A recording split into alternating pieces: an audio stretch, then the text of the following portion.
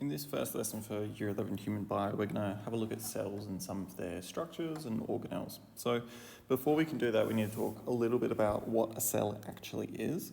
And the things that we want to use in our description are that cells are the smallest structure that help multicellular organisms perform life's functions, or we could even have something like a unicellular organism, which is simply made up of one cell and one cell only.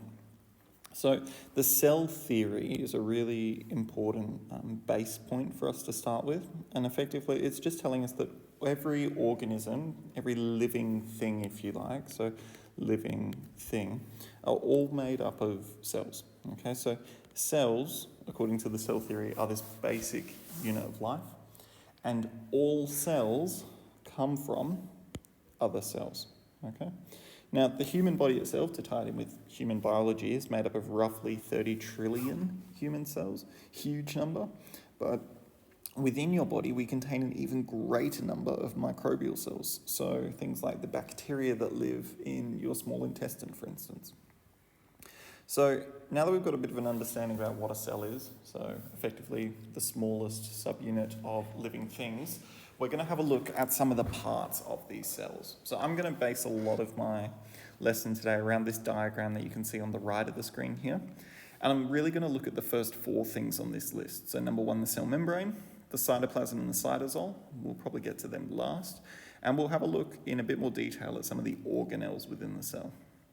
I'm not really going to talk too much about the cytoskeleton or inclusions, but I will mention them now as important parts that cells are made up of, right? So the cytoskeleton really simply acts as the skeleton for the cell. It provides a little bit of a framework and some structure and some support for it. And inclusions are just other things which find their way into the cell as well. So let's start by just defining what an organelle is. So this is my fourth point here, right? So organelles. These are really specialized structures, okay? I like to think of them as like the organ of a cell, because these organs of these cells have a specific job or a specific function to do. And without them, the cells simply wouldn't be able to live, okay, or to survive. Now, all organelles, like you and me, okay, require putting things into them and removing things from them as well. And that allows them to do their job without any major issues. So the example that I've got here, and we'll talk about it in a minute, is the powerhouse of the cell, mitochondria. Now mitochondria, its job is to produce energy. The things that it puts in, so if I highlight my input here in blue, we put in oxygen and glucose. And as a consequence of that, the thing that we end up removing in pink is carbon dioxide and water. So this is effectively our equation for cellular respiration. So now that we understand that organelles are these parts or these special parts within cells that do a function similar to an organ in a multi-systems organism, this here is our animal cell. Now this diagram, it's got a lot going on, and what we're going to do is we're going to slowly break it down, but we're going to look primarily at this diagram from earlier. So let's start. Going around the outside of the cell, I'm going to highlight this one in yellow for you, is the cell membrane. Now, as I'm highlighting, let's talk a little bit about it. So the cell membrane is effectively made up of this double layer or bilayer of lipid molecules. Now, lipids are fats, okay? So we're talking about fat molecules, and what we also have embedded all the way throughout this cell membrane is a number of proteins as well. So the most important part, the cell membrane, made up of lipid molecules. It's made up of a double layer. Another way of saying double layer here is bilayer, but we'll talk about that in a lot more detail when we get to the cell membrane in its own lesson. But all I want you to think of now, our basic introduction, is it's what allows things in and things out. So it controls the movement of substances. When we move on, we've then got the nucleus. Now what I'll do is I'll highlight the entire nucleus in green here, but there's actually a few little sub-parts within the nucleus. So really simply, if we oversimplify, the nucleus you can think of as like the brain of the cell, right? It's what, simply put, controls the structure and the function of that entire cell, and just that entire cell. Now, in order to do that, it's got a few key components. So let's label them together. Number one, this black dot right in the center, this is what we call the nucleolus. Okay, good one to be able to label. We're not going to go into it too much right now. The second thing to note is we've got all this squiggly stuff in the center, right? And this squiggly stuff is our DNA, deoxyribonucleic acid. The final thing that we're going to want to label here is this membrane. Now, the cell membrane that we just highlighted in yellow, if I scroll up here, is this continuous border around the entire cell. The nuclear membrane is a little bit different. The nuclear membrane has all of these pores. Okay, so I'll write in here, this is our nuclear membrane. And if you look really closely at my arrow here, you'll see that I'm actually pointing to this region. Maybe I'll colour it in with an orange pen here. Okay, that is my pore. Okay, that is a hole through the nuclear membrane, and this becomes really important later on down the track when we start to talk about the process of transcription and feeding into translation. Okay, so that's our nucleus, controls the structure and function of the cell. We'll talk about it a little bit more when we talk about protein synthesis later. Up next, mitochondria. Look, we've spoken about this one before. I'm going to highlight it in blue now. We've got a few mitochondria floating around this cell here. Okay. Now, mitochondria contain this double membrane. What I mean by that is that they have both an inner and an outer membrane. Now, we can see that this inner membrane is highly convoluted. It's got lots and lots of folds. And this inner membrane is known as the cristae. We also have an outer membrane which just keeps everything in place. Now, this inner membrane is really, really, really important in the process of cellular respiration. And what it does is it increases the surface area for chemical reactions to take place. And by that chemical reaction, I mean cellular respiration. When we move on down, we've now got the endoplasmic reticulum. Now, the endoplasmic reticulum is quite the mouthful. So what we tend to do is we'll just shorten it to the ER. Now, if you're doing that in a test, please make sure that you do that on a by-question basis. You can't just say ER on the first page of the test and assume that we're going to follow you for the rest of it. Now, there's two types of ER. There's two types of endoplasmic reticulum. We have the smooth, and we also have rough. Now, I'm going to highlight each of these in a slightly different colour. So I'm going to start now by just talking generally about the endoplasmic reticulum. So generally speaking, the endoplasmic reticulum is basically a series of membranes, okay?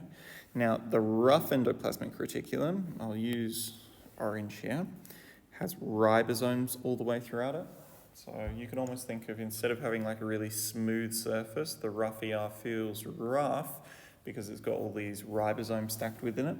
And what I'll do is I'll highlight in orange here so that you can see that in action, right? So we can see all these membranes in the white, these kind of channels running through, and all of these black dots represent those ribosomes, okay? I'll talk more about them in a second. The smooth endoplasmic reticulum on the other side of things, so the smooth ER, does not have any ribosomes, okay? So I'm more talking about this stuff that I'm highlighting in purple now. We can see it's pretty similar, right? It's got the same sort of structure of those channels formed due to those membranes being close to one another, but it doesn't have those black dots, it doesn't have those ribosomes. Now, kind of similar, I guess, to our mitochondria. The channels themselves, the membranes, provide a surface for chemical reactions. That's what both do, okay? Now, those channels are used for chemical reactions, but they can also be used for storage and transport of particular materials as they move along the membrane. Finally, the rough endoplasmic reticulum is also a site for protein synthesis, and this really ties into what we'll look at in a second, which is the action of the ribosome itself. So I'll just finish highlighting here. Smooth is that nice purple colour that we can see throughout the cell. But as we scroll on down here, we'll have a look at the ribosome. So this thing in green is the ribosome itself. Okay, now obviously that is this one small dot that I've drawn an arrow to right here. We've got lots of ribosomes throughout the cell.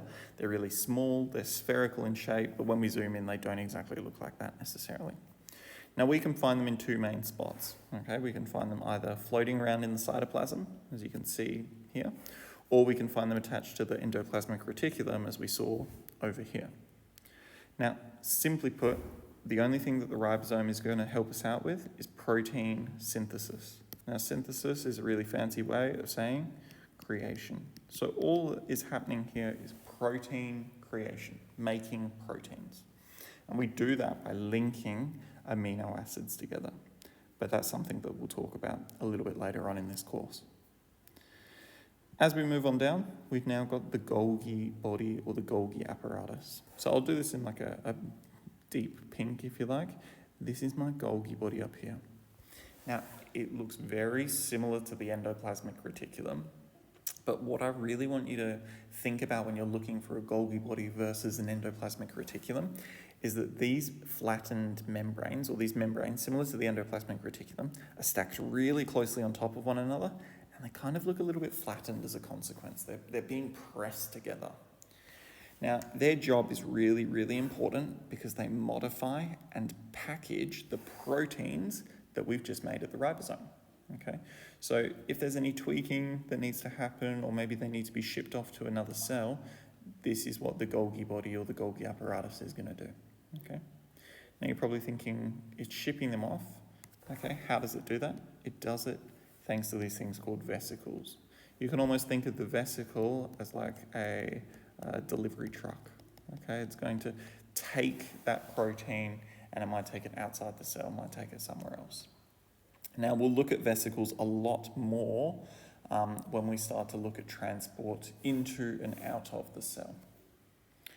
So one of the final kinds of things that we'll look at here today, sorry, you know what, I'm going to highlight vesicles up on this slide here.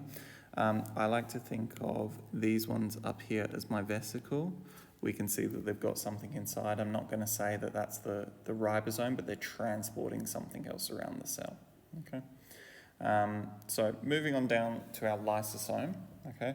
A lysosome is something which breaks down anything that's brought into the cell, okay. So it might be worn out organelles, it could even be like a bacterial cell. Maybe we've taken that into the cell, we've engulfed it by phagocytosis and we're breaking it down, but that's something that we'll look at more later on down the track.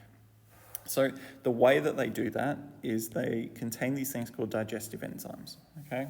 And you can almost think of it like digestion is simply to break down, okay? We do digestion every day. We eat food and we digest it. We break it down into the small nutrients that we use to survive, okay? And your cells do this on a much smaller basis as well. So when we're talking about the lysosomes, okay, again, it really could vary here. I've used green. I know we're running out of colours a little bit here. I'm just going to represent them as these ones here. Okay, so there's something else which is floating around the cell, and what they really should have in them, if we're going to annotate our diagram, is lots of those digestive enzymes, right? So lots of digestive enzymes in there. Now, as we move on down, this isn't actually shown in my diagram from earlier, but we've got the centrioles. Now, you might see these in some representations if you search for a cell image on the internet.